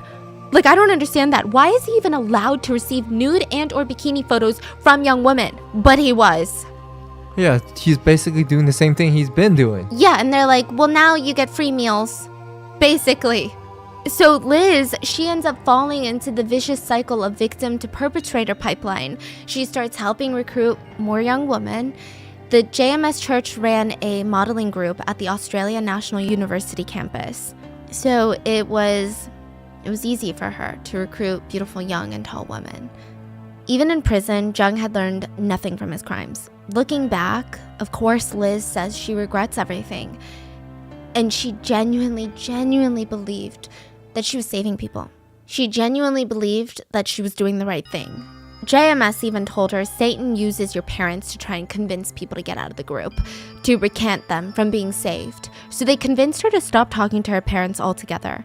And once she did that, she felt like there was no going back. She said when you're in it, you're brainwashed into thinking that life will be horrific if you ever think about leaving. Not only will you go to hell, but your life itself will be horrible. You think, if it's hard now, this is nothing compared to the agony of leaving. Luckily, Liz got out before Jung was released from prison. But Maple was not so lucky. Okay, Maple is a really pivotal part of this story because she's the one that gets him rearrested. Maple was born in Canada in 1994. Her parents had moved to Canada from Hong Kong and they were trying to make it as immigrants. For a while, things were good until they weren't. Her family moved back to Hong Kong, and by the time that Maple was in high school, her life was just very unstable. Her parents were constantly fighting. Maple was getting bullied in high school. She just felt very lost, alone and vulnerable. She's a sophomore in high school, so second-year student. She went to the mall with her sister and she was approached by this young college girl. And it was just a nice conversation. They exchanged numbers and this Onni kept calling her, wanting to meet up with her and talk to her about life. Maple ignored her at first, thinking, okay, this Onni's kind of weird. But one night, she felt particularly lonely and vulnerable, and she just reached out to the Onni and texted her, what even is the meaning to life? Like, what is the meaning of love? The Onni starts comforting her and referencing the Bible and tells Maple, God created men with purpose, and that purpose is love. God loves people. God loves you a million times more than a parent could ever love you. Maple said that she was moved. She didn't realize love like that could even exist, and it made her feel hopeful. She starts meeting up with the Onni, who is so nice and welcoming, and Maple grew to really trust and admire her. She was introduced to other members of JMS, and they too, they're very nice and warm and welcoming, and she's like, oh my gosh, maybe I'm finding my place in life. She said that she found forgiveness and freedom with JMS. The community was always there for her to hold her up whenever she fell down. She just didn't feel so alone anymore. She was told that Jung, their leader, was put in prison, but it was all fake. It was the devil who put him in there. They told her that Jung was in prison to bear the sins of mankind. He was doing it for us. He was sacrificing himself for mankind. And that is true love. Side note, while in prison, Jung did request some very, very odd things from his followers. His inmate number was 1178. So he's inmate 1178, right? Just a random systematic number. And he told his followers, if you pray at 1 a.m., 1 p.m., 7 p.m., your life will be 8 times better. 1178. Also, number significance for no reason strikes again. He said 1178 is also the total length of the Korean peninsula in kilometers. So, I don't know what that makes him. Mr. Korea? I don't know. Okay, I digress. So, like Liz, Maple remembers early on the members were asking her to take pictures of herself in her bikini to send to Jung while he's in prison. It started off really slow. Her Onni asked her to come swimming with her. And while they're goofing around in their bikinis swimming, she's like, let's take pictures to send to Jung. But then the pictures got more and more scandalous, and Maple just remembers being confused, and things were escalating so quickly she felt like she couldn't say no, and nobody else around her seemed alarmed. Maple tried to reason with herself, these are for the Lord who loves me and already knows everything about me, so it can't be bad. She remembers telling JMS members that she never lived a clean life. She said that recently she had drank and smoked because she just wanted to get rid of her life problems. She was a sinner, and JMS was like, no, love the Lord with a pure heart now. You will be purified once you meet the Lord. And with that, she was requested to visit Jung in prison. She just remembered being so happy. This was like the opportunity of a lifetime. She was reminded over and over again by everyone, not everyone gets to see him in prison. You should be grateful. She remembers crying because she felt so moved by him. She started visiting him frequently while he was in prison, and she would just cry and pray with him. She would cry, dear God, our dear Lord is suffering so much in prison. For all of us, for all of mankind, for all of our sins. I will spread the word to more people, so please just let the Lord be released soon, please. Her true nightmare would begin when Jung was released.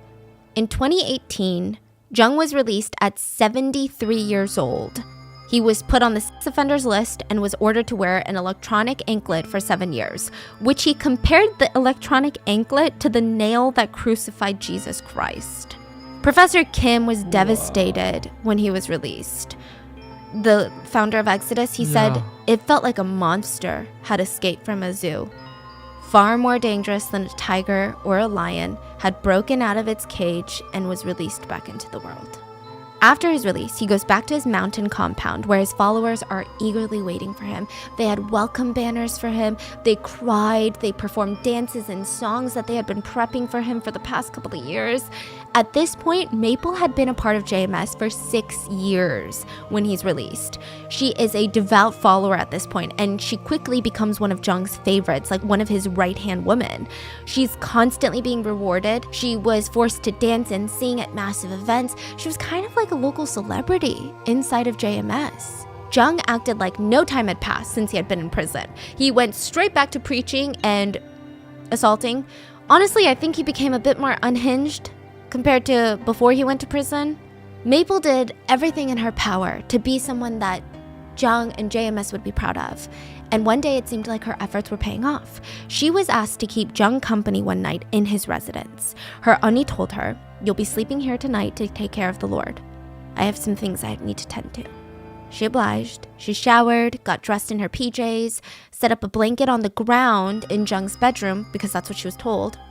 And she laid down on the floor, and she thought it was weird. You know, it was kind of intimidating that she was going to be alone with him in the room, but she would do anything for him, like he's the Lord. So she falls asleep and wakes up to Jung touching her. She was paralyzed with fear, and he starts touching her everywhere, and he digitally assaults her. And he told her, God is here. God is giving you his love. God loves you. God has chosen you, but you cannot tell your father because he might misunderstand. Maple recalls what happened on the Netflix documentary, and you can just see how hard it is for her to even tell these stories, to like think back in that moment, and it's just really heartbreaking to watch. She would later ask the auntie, like, what happened? I'm so confused. This happened that night that I was alone with him. And she was told, can't you see, Maple? He adores you so much. You're just so pretty. And Maple's like, I think I might leave. Listen to me. I left you with him on purpose. I was trying to give you a chance to be loved, a chance to get closer to the Lord. Maple's like, oh, well, I'm confused and embarrassed because maybe she's right. I should feel lucky that the Lord loves me. I mean, most people would die to be loved by the Lord. Okay, so Maple stuck around. She was invited back to his residence, and over the next few years, she would be continuously raped by him.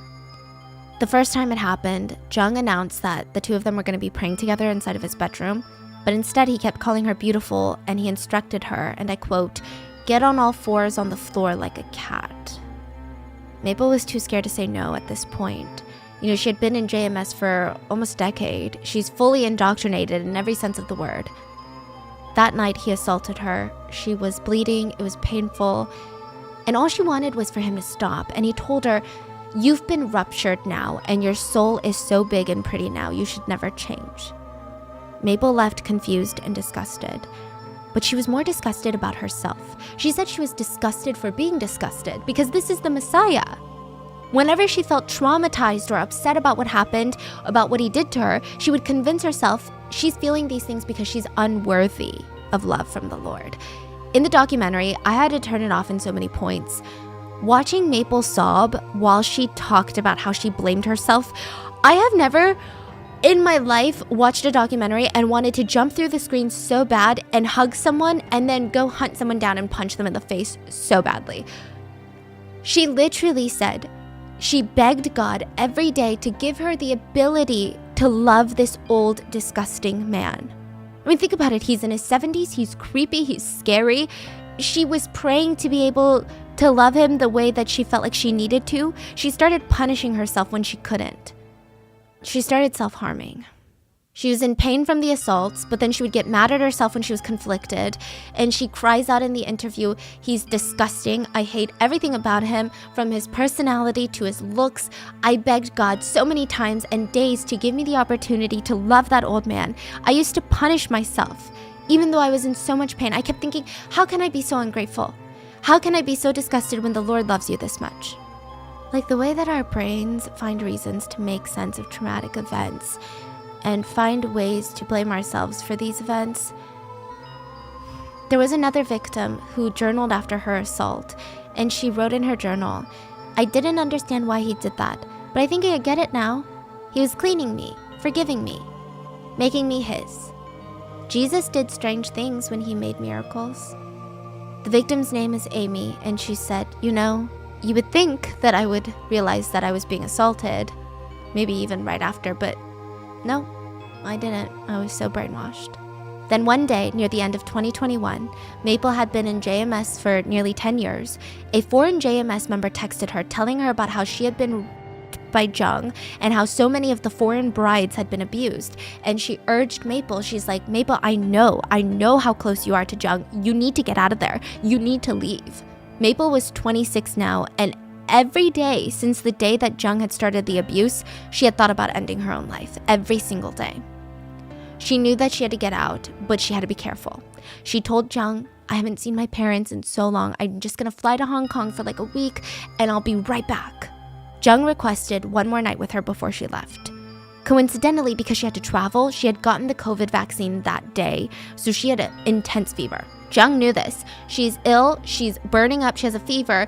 Jung invites her into his room, and Maple knew what was gonna happen. And in a very scary, life-threatening moment, she recorded audio of the assault. It's played in the Netflix documentary, and I do not advise you to listen to it, especially if you have any experience with being essayed. It is one of the most triggering audios that I have heard in so long. The translated transcript reads something like this. And side note, during the audio, you can hear Maple whimpering in fear, and you can hear slapping noises. Basically, you can hear the assault. Jung tells her, hug me tighter, say you love the Lord." This is literally while he's assaulting her. She says, "I love the Lord.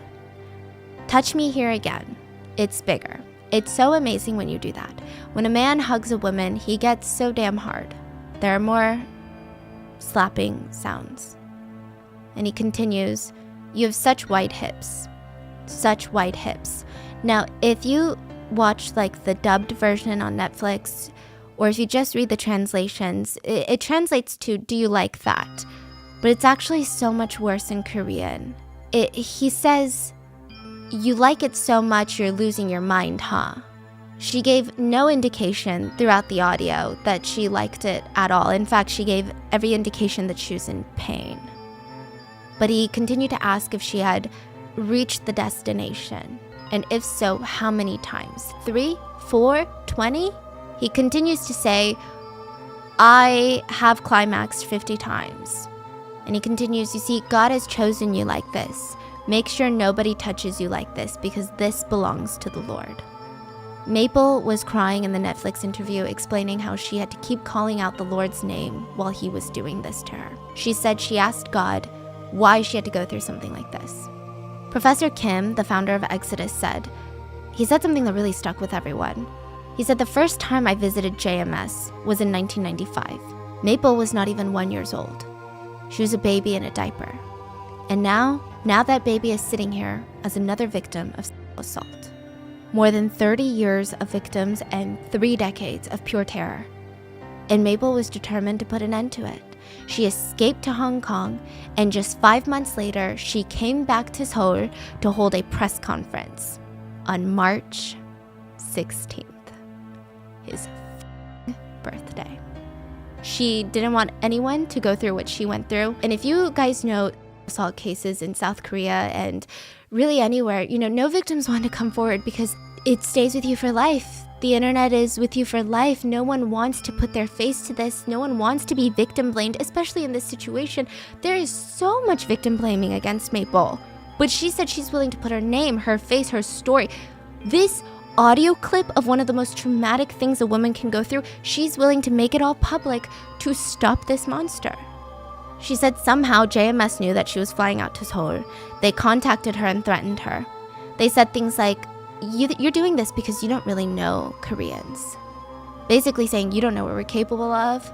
JMS members in Hong Kong tried to stop her at the Hong Kong airport, trying to get her to not get on a plane to Korea. Once she got to Seoul, she was being followed. She was being watched by JMS members. She was suffering PTSD, anxiety attacks to the point where her body couldn't take it anymore.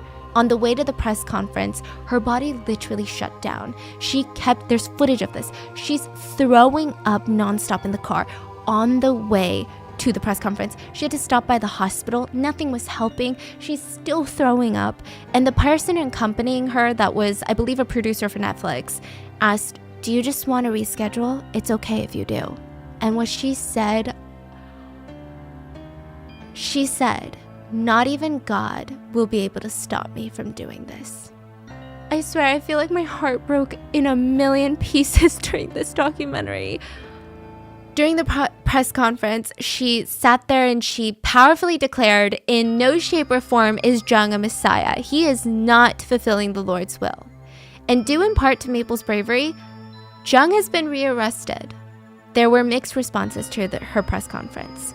Of course, JMS members believed Mabel was working with the devil. She had betrayed everyone, and they worked hard to spread lies about Mabel and her family. They were vilifying her, attacking her character, her credibility. They insinuated that she was mentally ill and that she was lashing out. One JMS member said with his whole chest, if this really did indeed happen, she would have left the church and looked for a solution. That's the natural, logical thing to do. But she didn't do that, so we don't think this happened. There were other victims that watched the press conference, older victims, and they had been too scared to come forward, and they said, I felt a lot of guilt. I felt like I should have been the one to say something. Maybe if I had done more, if I had said more, if I fought harder, then maybe Mabel wouldn't have been a victim. Mabel's parents have been supporting her every step of the way. They know that Mabel did nothing wrong, and they told her they're so immensely proud of her courage, her morals, her belief, and she's the world to them. In October 2022, Jung was rearrested. Professor Kim sighed a brief breath of relief, but it was bittersweet because his father had just died a few months prior to Jung's rearrest. So he didn't get to see Jung get rearrested. So after 4 years of being released, Jung was rearrested on the same charges, but things are a bit different now. With the Netflix series, there's a lot of international attention on this case, and I know social pressure isn't necessarily a great thing when it comes to court decisions, but I do hope that we'll see something more than 10 years this time. And even if Jung is never going to be a free man ever again, I just can't imagine how the victims feel. More victims have been coming out with the traction of the Netflix series, and I'm very sad to tell you that JMS is still going strong. His following is still loyal. They are threatening victims, doing everything in their power to stop word from getting out. They even tried to stop the release of the Netflix documentary. The courts ruled against them and in favor of Netflix. So now they have spread this narrative that the documentary is proof that the media is conspiring against Jung in conjunction with the government. They argue that the Netflix documentary is being released too close to his trial date, and it was strategically trying to take him down. Cho Sung-hyun, the NBC producer that produced the Netflix documentary, said NBC had been wanting to do a documentary on JMS, but they were too scared.